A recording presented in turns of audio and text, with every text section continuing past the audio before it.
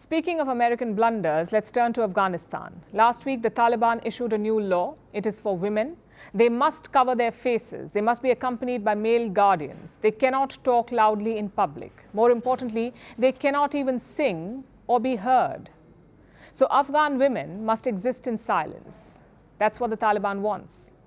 And to be honest, we knew it would happen. This was what they did during their first stint in power. Why would this time be any different? But the women of Afghanistan are not giving up. They're singing in protest of the new laws. Our next report tells you. It was the August of 2021. The Afghan government had collapsed. The Taliban were back in power. They promised a Taliban 2.0. 3 years later, there is no Taliban 2.0. It's the same old Taliban, and in fact, it seems worse than the first one. Last week, the Taliban published a new set of laws. It was the new Vice and Virtue laws. It came from their supreme leader, Hibatullah Akhundzada. There are a host of new laws, but they're all for women. Women must completely cover their bodies. This includes their face. They must wear thick clothing at all times. The Taliban says this is to avoid leading men into temptation. And that's just the beginning. Women must also remain completely silent. They can't speak in public. They can't read out loud. They can't sing, even from the inside of their house. Why? Because their voices can be instruments of vice. They can't directly look at men, especially if they're not related by blood or marriage. They can't be out in public alone. They must be accompanied by a male guardian. If women or girls don't comply with these laws, they will be punished. And what's the punishment? It's what the Taliban deems fit. We want to live as living beings, live as noble creatures, not to live as a captive in one corner of the house, not to be held in the cage of house and our husbands go and beg for food. We never want a day like this.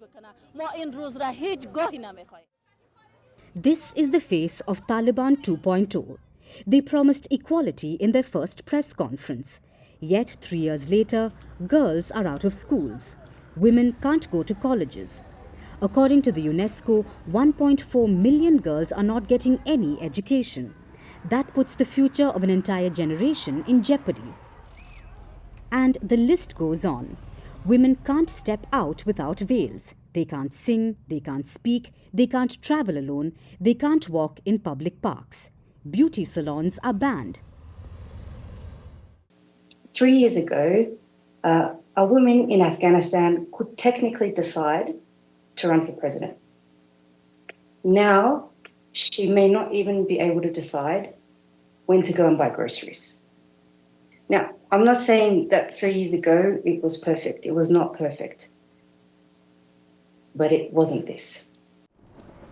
This makes the new diktat more than just a decree. It's an assault, an attack on the very essence of what it means to be human.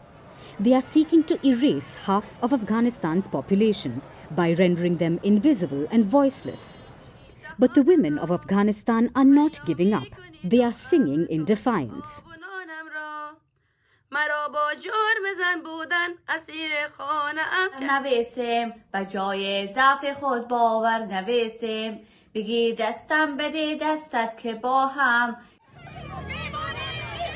Afghanistan has been a land of countless battles.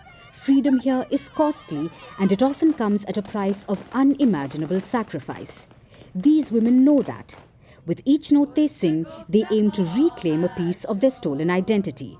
Under Taliban rule, it's a dangerous exercise. They know their voices could be their undoing. Yet they still do it. Because silence is a death far worse than any the Taliban could impose.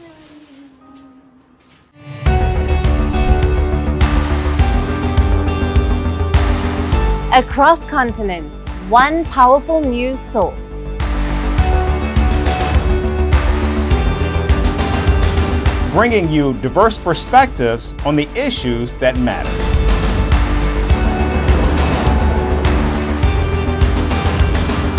We go beyond the boundaries to give you that little extra about every sporting moment.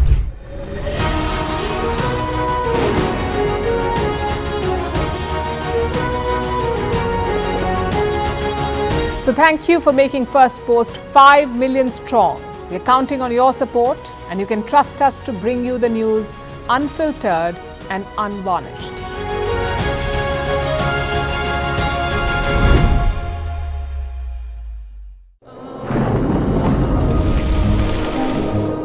Climate change is on our doorstep.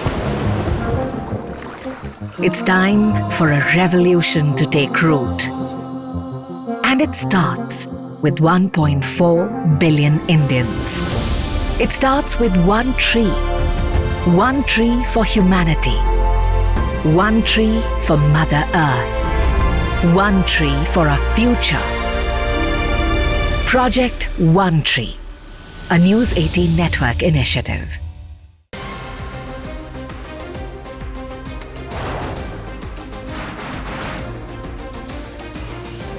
On this today, the T20 World Cup band will be crossed to the West Indies.